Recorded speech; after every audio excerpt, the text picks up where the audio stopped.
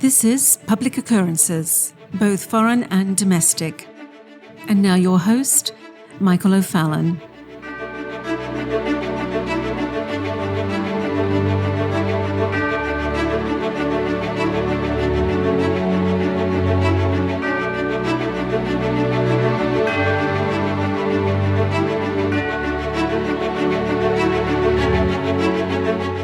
As the elites of this world, and by this I mean the corporate elites, the elites of the world leaders, elected or not, the elites across entertainment and sports, the elites in the major religions, who have been attempting to shove all of us into a digital subjective world with their Great Reset, are being rejected, all of them, by the common man.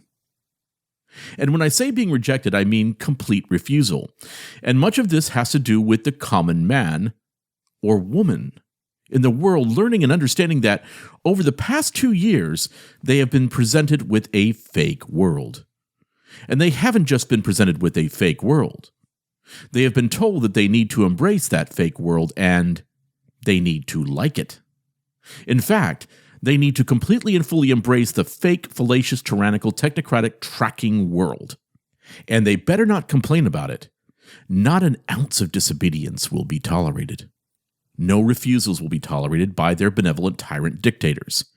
They're tyrannical dictators that all repeat the same phrases, and the same phony phrases like, build back better. And we thank God for his provision in giving us at sovereign nations the courage to speak about the Fourth Industrial Revolution and the coming Great Reset over the past 5 years now. And we as well thank you, the listening audience. And you really need to give yourselves a pat on the back. Because without you faithfully sharing our material at Sovereign Nations, without you faithfully talking to others about this attempt at a cultural, technological, and financial revolution, we would not have the moment that we are having right now. And that moment is truly the Great Refusal, the Great Rejection, and the Great Reversal. And that Great Reversal is coming from the largest worldwide protest in human history taking place in France, Germany, Tunisia, England, Scotland, Ireland, Australia, Israel, the Netherlands, Spain. It is, in fact, happening all over the world. Everyone is saying no. And in nearly every state in the Union of this great United States, we as well are saying no to other aspects of this attempted Great Reset of our world. And thankfully, and much due to the movement that we started in 2017, the nation is rejecting critical race theory. And now we are starting to reject diversity, equity, and inclusion as well. And the slippery politicians, particularly on the Republican side, are attempting to find cracks and fissures in which to slip in the bits and pieces of race Marxism while claiming that they are completely opposed to critical race theory. And common men and women are picking up on this. It is the Great Rejection. And so when you have mass education of the masses, and when the common man and woman become sharp, knowledgeable, and dangerous to the forces that are trying to manipulate them, what do the progressive tyrannical elites do that have been force-feeding everyone with the Fourth Industrial Revolution? How does that despotic cabal of elites respond to the billions of people that now realize that they have been manipulated by lies? Egregious, deceitful, divisive lies. Well, those elites do what they are good at. They lie. They lie and claim that they would never do what they're being accused of. They lie and claim that they are actually on your side. That's right. They all of a sudden empathize with the common man and woman. And because they have trained billions of people to have minuscule, insanely short memory spans, they say and demand the opposite of what they have been saying for the past 2 years. And they believe that you will just eat it up and move on. And there is a problem with this. If you allow the liars that lie to get away with their manipulative lies, they will return again to lie and manipulate. That is what they do. And so, to just refresh our memory, what the liars that lie are doing is playing out of the Old Bailey and retreating to the safety of the Mott. Now remember, the Bailey strategy is where you push hard, gain ground, and you're aggressive with your nonsensical tyranny. But when you are losing ground and your insane tyranny and subjectivism has created massive resistance, you retreat to the safety of the Mott. And the Mott is where you deny that you were ever in the Bailey. You deny that you have ever advocated for critical race theory. You deny that you were ever in favor of insane, nation-destroying lockdowns and digital IDs. You deny that you ever would have embraced insane environmental policies and demanded that everyone embrace your stupid policies that will destroy Western civilization, economically crush nations, and prohibit the free movement of people. And you lie saying that you would have never held crazy ideas like this. And you pretend to be offended that anyone would ever suggest that you would promote all of these woke-drenched ideas. And you hope that people will allow you to get away with this and wait them out. You wait until you can create another crisis by which you can still proceed back to the Bailey to try to enforce your insanity all over again. And so you can't let them get away with what is the greatest crime ever committed against the entirety of the human race in the history of the world.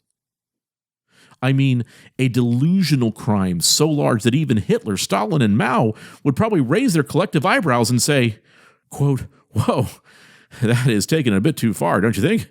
End quote. And so when you are hearing the liars lie, you need to remember what they were saying to us just over the past 2 years. You can call this portion the Great Flip-Flop. I think we can call it the Great Reversal. So let's start with one of the most embarrassing examples of a lying liar. A lying liar lying would be Prime Minister Boris Johnson of the United Kingdom. The bumbling, disastrous Prime Minister is the best example of the tried and true strategy of, when you want to manipulate the masses and push progressive tyrannical policies, find a fake conservative to do it, because the fake conservative won't be resisted by the conservative voting base, and the progressive left will only provide feigned resistance, fake resistance, but will allow them to do whatever they want. For an example of this with America, just think of George W. Bush. But Boris Johnson was an absolute sellout to the globalist factions over the past 3 years, literally as soon as he assumed his office as prime minister. And let's remember, Boris pretended to be such a champion for Brexit. And little did anyone realize that at the same time that Boris was negotiating Brexit back in 2019, that he was signing agreements with the World Economic Forum and with massive multinational corporations to plunge the UK into the Fourth Industrial Revolution.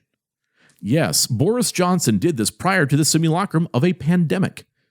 And Boris Johnson and his cabinet was beginning to do what was necessary for these sweeping civilizational changes to take place before anyone outside of sovereign nations, that is, was saying anything about a coming reset.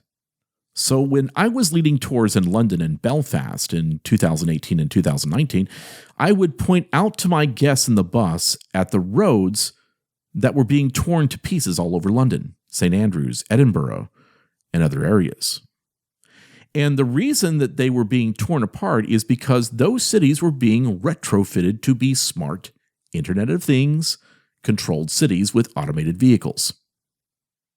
Because old Boris was all in for the Great Reset. For the UK's Build Back Better. And Boris was telling the entire United Kingdom why they had to destroy their businesses, destroy their lives, end their life plans, stop gathering for worship, stop gathering for the holidays, stop sitting on a bench at a park. Keep on walking or you will get arrested. And Boris was bonkers for the UN 2030 sustainability goals. Boris, and I quote, was pushing for the United Kingdom to, quote, become a greener, more feminine Britain, end quote. And of course, at the same time as the insanity of the pandemic propaganda was being enforced throughout the UK, Boris was pushing Black Lives Matter and proclaiming his solidarity with a Marxist organization whose blatantly stated goals were, number one, the end of capitalism and the installment of socialism. Number two, the end of the nuclear family. Number three, the end of policing as we know it. And as well, Black Lives Matter had other revolutionary components that would lead to the end of Western civilization and the United Kingdom as we know it. And of course, Boris Johnson led the way with his over-the-top leadership to make all things enviro-communist fascist.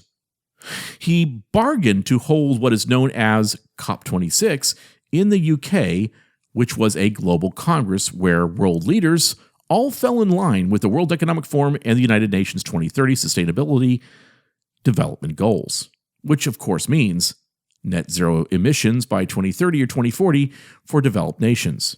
Now, of course, this means the elimination of gas-powered vehicles, the elimination of coal-powered power plants, the elimination of fuel-powered jet planes, the elimination of fuel-powered ships, and the reorganization of urban city centers in smart city grids, much like NEOM in Saudi Arabia. So in other words, the simulacrum of the pandemic meant that Boris Johnson, the leader of the United Kingdom, is now hyper-woke. One of the leaders of the ultra-woke priest class of leaders in the world. Now, of course, as is commensurate with lying liars that lie, the United Kingdom was accepting boatload after boatload of illegal migrants into the United Kingdom.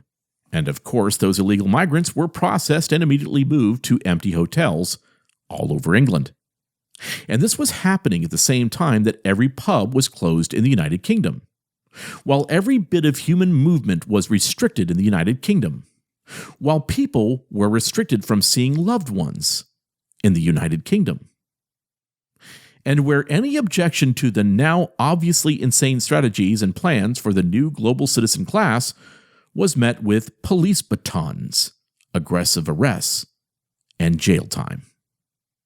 So if crazy, angry Marxists are chasing down London police officers and desecrating the statue of Winston Churchill in Parliament Square, well, no problem with Boris Johnson. Let the riots and the abuse of police continue. But if you gathered to protest the destruction of your businesses and the end of your freedom of liberty through digital passports, well, now you're a bad citizen, and the jackbooted thugs were going to beat you with batons and throw you in jail. And this all comes courtesy of Boris Johnson's tyrannical policies to, number one, provide momentum for the cultural revolution of the United Kingdom, out with the old England, and in with the new dystopian, obedient, postmodern global citizen class. Ensure that the UK follows the guidelines of the technocratic movement to ensure that the new digital ID is the system by which all citizens will be measured in the new two-class citizen of intersectional social credit. But thankfully, Boris Johnson is a wild-eyed frat boy, party-ready, irresponsible mess of a man who ticked off his former staff, and now it has been revealed that old Bojo was partying like it was 2019 at 10 Downing Street. No masks, suitcases worth of booze being brought in, all sorts of craziness going on, while he was destroying the businesses, lives, congregations, and ability to travel of his fellow British citizens. So now, with anti-lockdown and anti-digital ID pass sentiment at a fever pitch all over the UK and Europe, and after people are realizing that they were all funneled into a one-solution solve for the simulacrum of the pandemic, Boris is nearly reversing all of his previous proclamations and Plan B restrictions for the pandemic, standing before Parliament and literally refuting everything that he has said was pandemic gospel just a few months ago, removing all digital ID requirements, removing mask mandates. But of course, just like in the United States, stating that healthcare workers will still need to be fully vaccinated.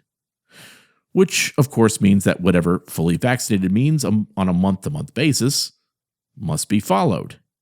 So in other words, he's still leaving a back bridge, not just a back door, but a back bridge back to the insane lockdowns. But we do need to understand this. Things are starting to, as was said by Irish poet William Butler Yeats, things are falling apart. The center cannot hold. And at the center of Europe, in one of my favorite sovereign countries on earth, the Czech Republic. The Czech Republic's new government on Wednesday dismissed the previous government's plan to require older adults and people in some professions to get infused with the simulated medical procedure. So in the Czech Republic, this was due to take effect in March.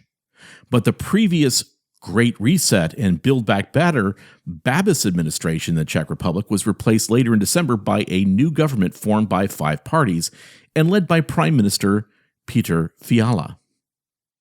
Quote, "We've agreed that vaccination against COVID-19 won't be mandatory," end quote, Fiala said, stressing that his government still considers the vaccines to be the best tool to fight COVID-19, of course, still leaving that back door.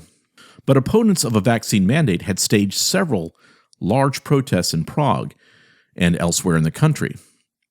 And let me just help you understand this. Prague is one of my favorite cities in the world. You have a city where the news section of, or the new city of Prague was built in the 12th and 13th century, the old section in the 10th and 11th century. And then as well, they have a huge revival of the Belle Epoque style of architecture that's in Prague as well. It's stunningly beautiful. But thankfully, the new administration understands that this is a battle that they are losing. Their narrative is collapsing all around them.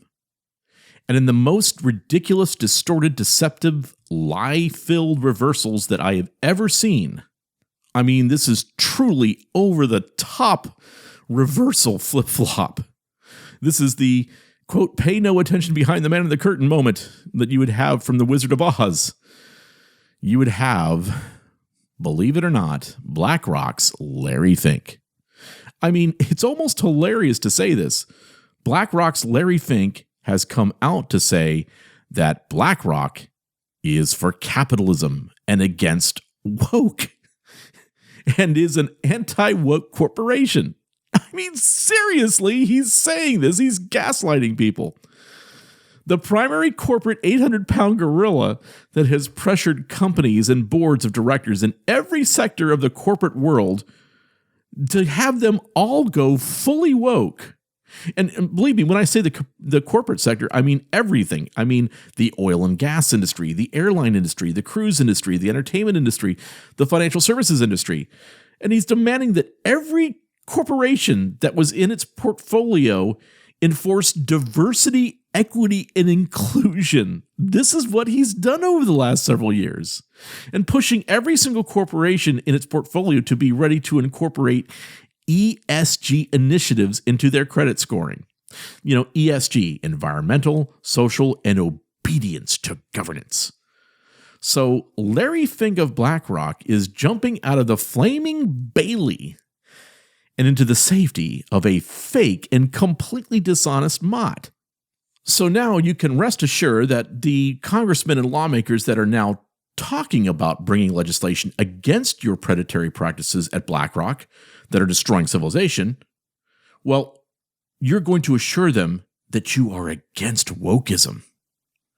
And even though it was BlackRock and Vanguard that pushed wokeness and hyper-environmentalism, you know, enviro-fascism, the totalitarian kind, into America, well, now you're going to try to pass yourself off in the mott as a capitalist by saying that you do favor the stakeholder model instead of shareholder, which shareholders do, by the way, carry legal shares. And as well, remember that stakeholder capitalism is not capitalism at all. It is national socialism. Yep. So BlackRock, who has sent the majority of the capital to China and that has been pushing to install a Chinese-styled ESG social credit system in the United States, is now saying that he is against the woke and for capitalism. He is lying the entire time. And now Larry Fink will start calling anyone who brought the actions of BlackRock to the forefront over the past 4 months, and this means, of course, yours truly, I'm the one that kind of started this whole thing, they will call us all conspiracy theorists.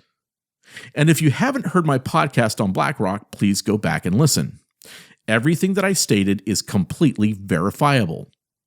So what Larry Fink will do now is, as wokeness has become the obvious enemy of anything true, of anything objective, of anything that is in line with our current systems of justice, of constitutionalism, Larry Fink will now abandon the Bailey and retreat to the Mott. He will pretend that all of the pressure that he has exerted on corporations and financial institutions across the United States over the past 10 years never happened. He will lie about his push for ESG, even though he is on record stating that this woke subjective criteria will be used for our new postmodern-ish credit system. And Larry Fink will lie. He will lie like all those that have played this game with all of us over the past 10 years. And he will gaslight anyone and everyone that questions his verified push for woke capital and a totalitarian, technocratic, authoritarian model. He will lie like all lying liars lie. And he will hope that you, who probably have some of your mutual funds wrapped up in corporations that he controls, won't notice. And at the same time that he is saying these things, he will still push the National Socialism models of stakeholder capitalism.